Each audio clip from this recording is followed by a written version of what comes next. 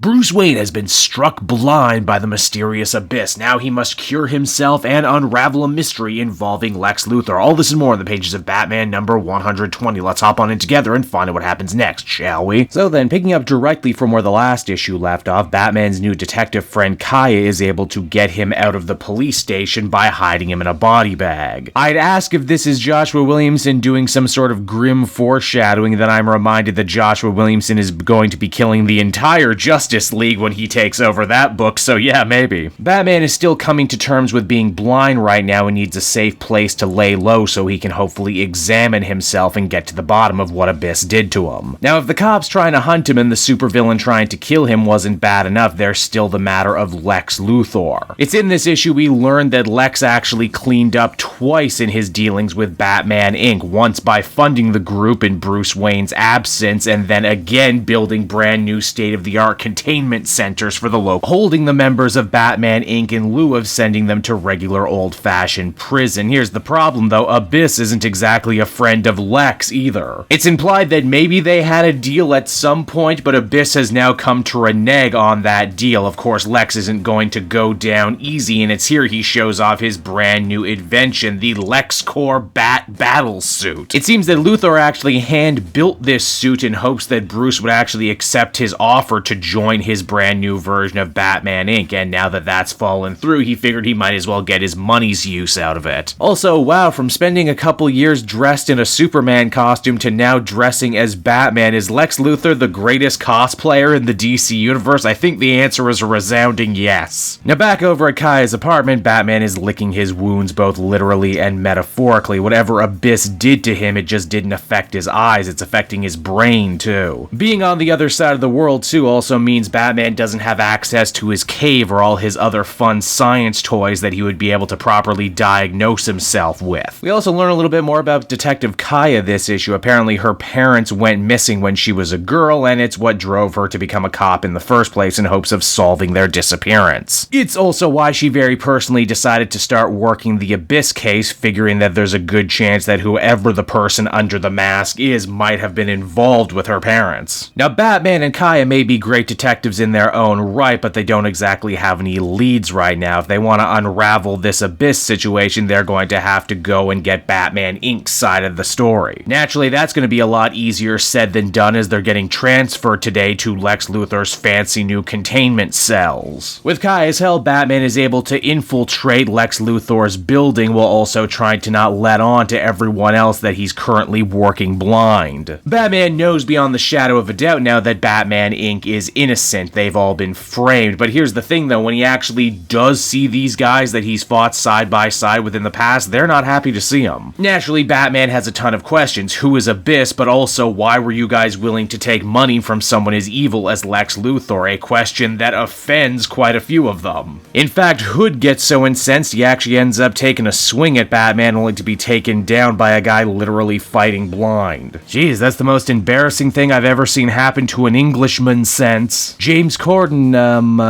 just James Corden. This battle eventually gets taken up to the roof, where things only go from bad to worse after Lex Luthor appears. Only, here's the thing though, Luthor doesn't want to fight Batman, quite the opposite. He says the only way they're going to defeat Abyss is if they join forces. And that's because, ooh, and get ready for the big twist everyone, Batman Inc. wasn't ever working for Luthor, they were actually working for Abyss. But how? But why, you might be asking? Well, I guess we'll all have to find out together when we pick up the next issue. And so that was Batman issue number 120, everyone, and overall I did enjoy it. This issue is kind of the middle child of the arc, so it wasn't nearly as exciting as the other two, but they definitely do a good job moving the story forward. I enjoy Williamson drawing parallels between Bruce's own tragic family life and Kaya's tragic family life, how it pushed them both to become the people that they were. Also, the idea of Batman and Lex Luthor having to put their differences aside long enough to defeat the true villain of the story is kinda cool in its own way. Also, hey, Lex in a batsuit, that image in its own I think is going to end up living forever, just like the images of Lex in a Superman costume live forever. I still don't know if I'm totally convinced by the character of Abyss just yet. So far they seem to have many types of powers. They can control darkness and maybe warp people's minds. They also have a mysterious past and some deep unexplained connection to Batman. I feel we've seen this character type done wrong so many times before, and I hope Williamson is able to stick the landing and do it right for a change. Now, one thing that's definitely hitting it, though, is the art. I love this near photorealistic, but on the grainier side look the whole art team has going for it. Overall, I'd give this one a 7.5 out of 10.